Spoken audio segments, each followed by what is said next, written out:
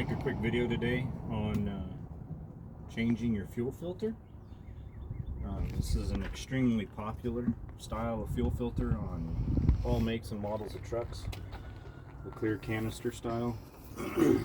I know Cummins, they have two fuel filters on the side of the motor, but this one's a very popular one. But the importance of changing your fuel filters when it's time, you can see where the fuel level is. It's at the top of the filter.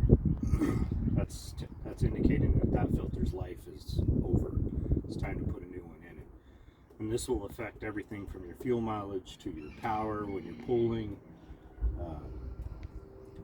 overall performance of the truck. So it's very important to keep clean fuel filters on your truck. And there's really no rhyme or reason or science behind when they're going to need to be changed. You could pick up a bad load of diesel and you could need to change it in a week or 2 weeks, and sometimes you'll go 2 or 3 months without needing to change it. But always keeping an eye on your fuel filters is important.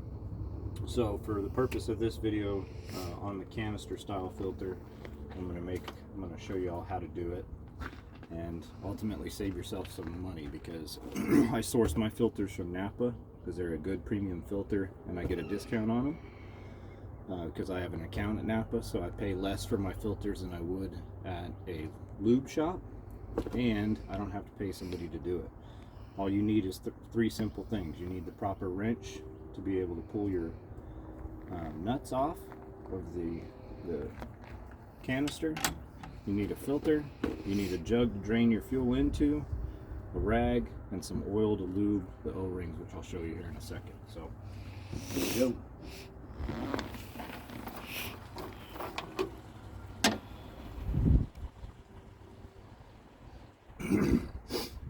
So I like to drain all the fuel out of my fuel water separator. That way I know, because you'll see when you pull the filter, it's got some gunk that'll build up in it down there, so it gives you a chance to get some of that out of there. And then this will obviously be the fuel that you fill the canister back up with when you put the new filter in it. So I give it a little bit of a shake, and then I set it down to let all that sediment go to the bottom.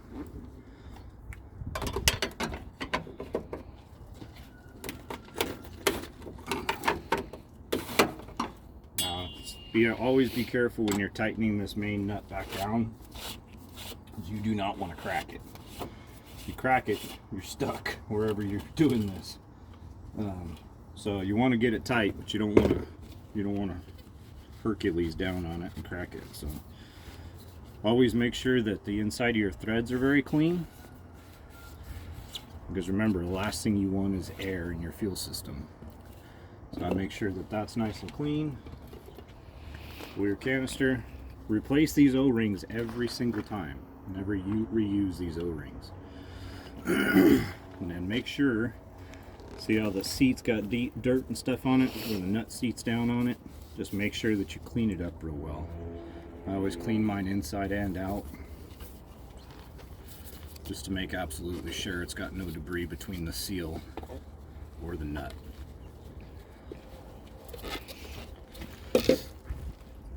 Pop your filter up, turn it sideways. This is a trick that if you don't do this, you're going to get diesel all over yourself. You want to bust the seal on the fuel intake and let the fuel that's inside the filter, the actual filter, drain into the housing. So you give that a second. And again, on the O-ring on your top cap, always replace it. Don't ever reuse O-rings.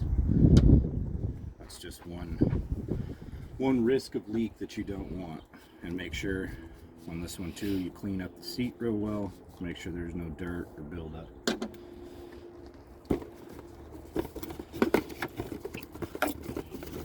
Take your new filter.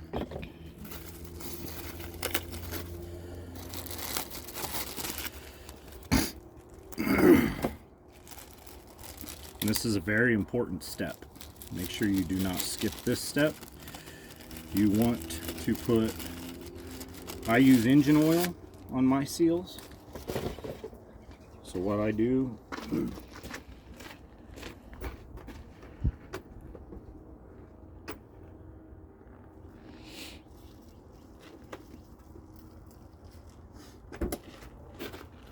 I get a very small amount on my finger, and then run it all over your seals. Make sure you get them lubed up completely all the way around,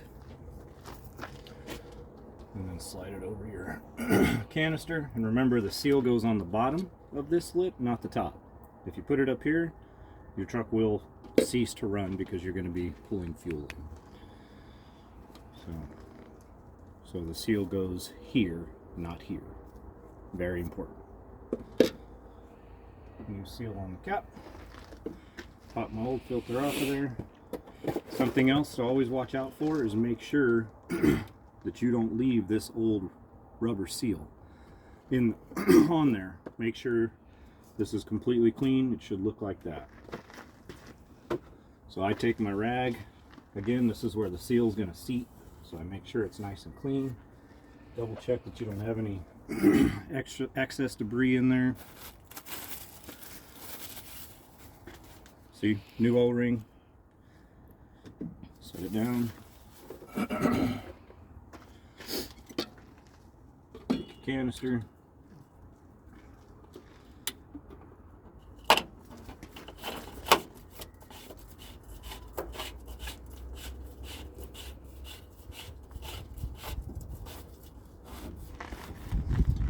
Again, like I said, you want it tight, don't break it.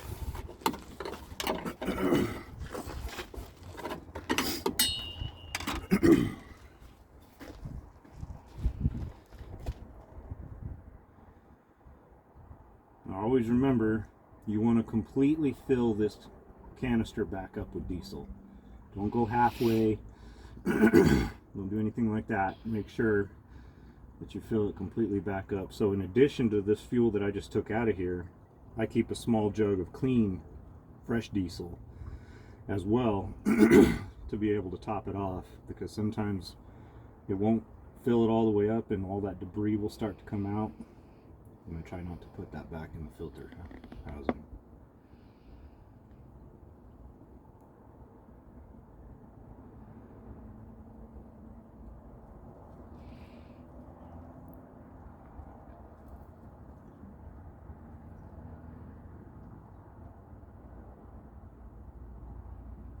So I'm going to stop there because I'm going to get into the debris. Go grab my fresh diesel.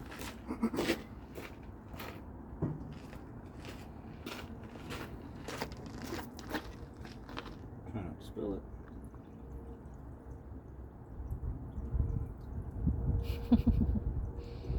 Stuff's liquid gold right now.